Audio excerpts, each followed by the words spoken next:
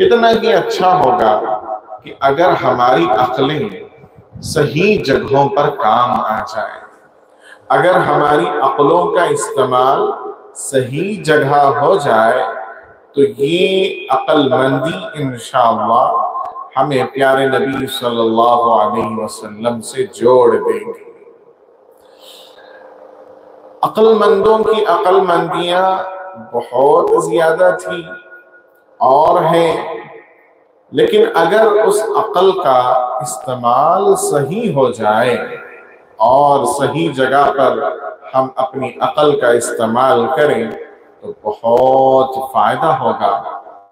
एक वाक़ये से मैं आज की इस गुफ्तगू का आगाज करूं कि अक्लमंद बहुत ज्यादा है, लेकिन इस्तेमाल गलत जगहों पर होता है। अगर अक्ल का सही इस्तेमाल हो और सही जगह हो तो इंशाअल्लाह बहुत फायदा होगा। एक बादशाह का दौर था, उस दौर में बादशाह बड़ा अक्लमंद, बड़ा अदल व इंसाफ करने वाला, बड़ी मोहब्बत करने वाला और हज़रत उमर रज़ियल्लाहु ताला अन्हु की सुन्नत पर अमल करने वाला था और रात में गश्त करने वाला था और देखता कि कौन रो रहा है, कौन सो रहा है, किसकी क्या जरूरत है, मेरी किसको कब जरूरत पड़ सकती है। तो वो बादशाह गश्त करता था और फिरता रहता था रात भर। एक जगह पर देखा कि 3 सुनार बैठे हुए हैं। सुनार उसे कहते हैं जो सोने के जेवरात बनाता है। 3 सुनार बैठे हैं और आपस में बातचीत हो रही है।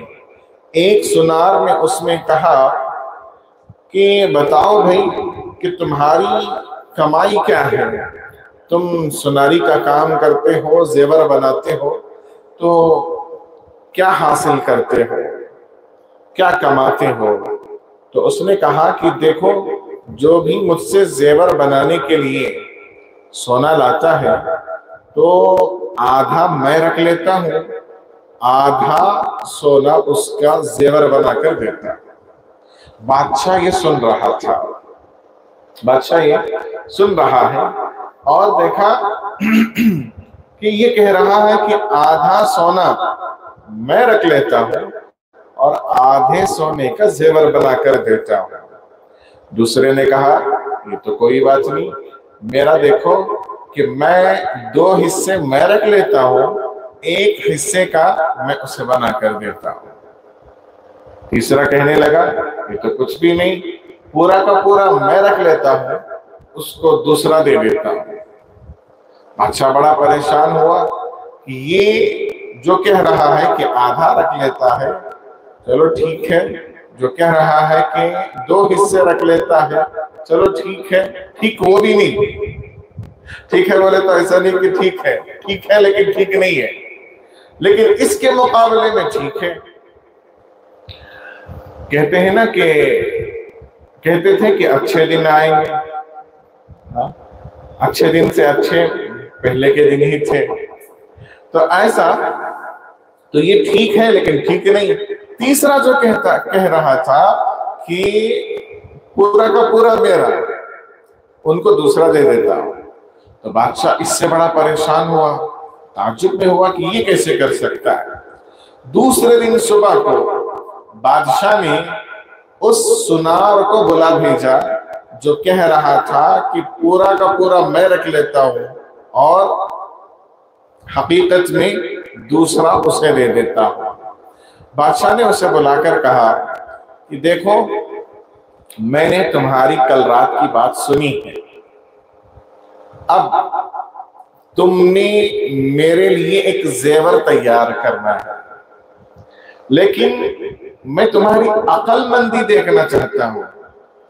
तुमने जेवर मेरा बनाना है, लेकिन मुझे दिखाना है कि तुम सारा का सारा कैसे रख लोगे, सारा का सारा कैसे रख लोगे। तो उसने कहा ये तो आसान है, मैं करके दिखाऊंगा, लेकिन मेरा जुर्म माफ होना, खता माफ होना।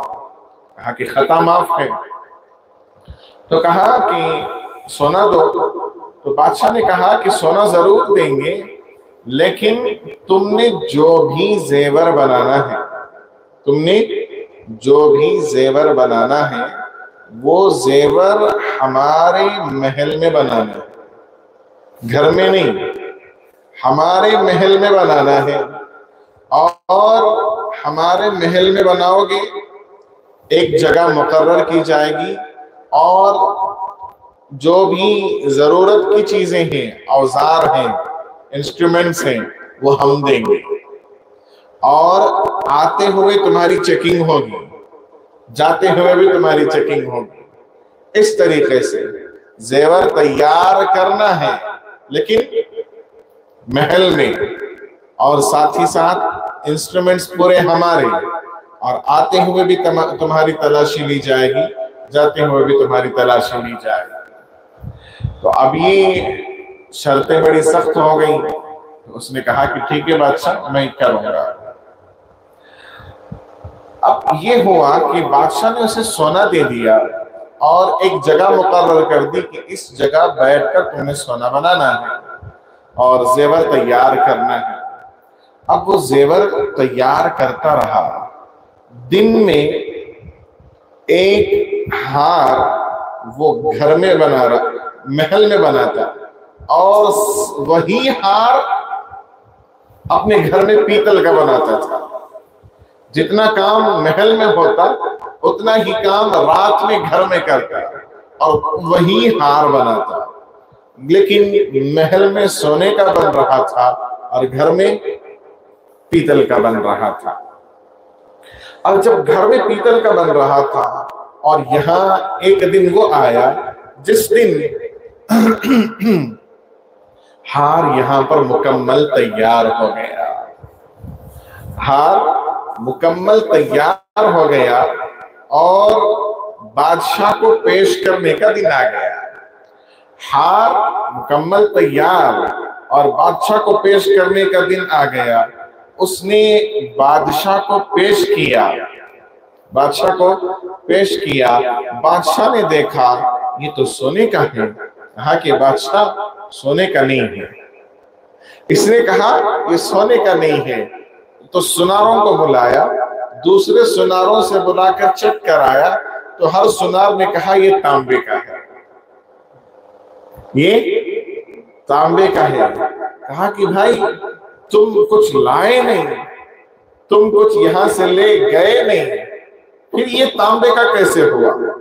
हालांकि तुम्हें महल में रखा गया और सोना दिया गया और सोने से जेवर बनाने के लिए कहा गया, ये तांबे का कैसे हो गया? मुझे बताओ, तांबे का कैसे हो गया? दरअसल बात यह है कि जब हार तैयार हो गया तो तैयार होने के बाद एक खातून, एक औरत बादशाह के महल के सामने से गुजरी और वो दही बेचकर जा रही थी, दही बेचते हुए जा रही थी। इसने सिपाहियों से कहा कि अगर इस हार में और निखार लाना है, अगर इस हार में और निखार लाना है तो इस हार को, समझ में, तो इस हार को दही में डुबोना है, इस हार को दही में डुबोना है। जो खातून दही लेकर जा रही है उसे बुला कर लाओ। तो जब वो खातून आई तो कहा कि हमें ये दही दो, थोड़ी देर के लिए ये हार डुबो कर हम उठा लेंगे। तो उस खातून ने कहा कि नहीं नहीं, मेरा दही जाया हो जाएगा। कहा कि तुम फिक्र ना करो, इसकी कीमत जो है वो हम दे देंगे, तो बस दही हमें दे दो। अब ये दही की जो मटका था, दही की जो हांडी थी, उसने सामने किया तो उसने हार डुबोया और थोड़ी देर के बाद उठा लिया और उसको उसके पैसे देकर भेज दिए। मसला ये हुआ, इसमें भी कहीं पर मसला नहीं है। कहा वो जो खातून थी वो इसकी बीवी थी, जो दही वाली खातून थी वो उसकी बीवी थी। वो घर कहकर आया था आज हार मुकम्मल हो जाएगा, तूने करना ये है दही बेचकर ले जाना है और ये जो पीतल का हार है दही की हंडी में रखना है, दही की हंडी में रखना है, और वो हार मैं डुबोने के बहाने से ये हार छोड़ दूंगा और पीतल का हार उठा लूंगा और बादशाह के दरबार में पेश कर दूंगा। तो देखो कि बादशाह ने उसकी अकल को देखना चाहा, बादशाह से उसने सारा मामला कह सुनाया, बादशाह ने उसे शाबाशी दी, और जहां पर शाबाशी दी वहीं पर सजा भी दी। 10,000 दिरहम दिए और 10 दिन सलाखों के पीछे रखा। कहा कि अकलमंदी का 10,000, लेकिन गलत जगह इस्तेमाल करने की 10 दिन सजा। तो देखो अकलमंदी, अकल बहुत से लोगों के पास थी, है, लेकिन अगर सही जगह इस्तेमाल हो जाए तो कामयाब हो जाए, सही जगह इस्तेमाल हो जाए काम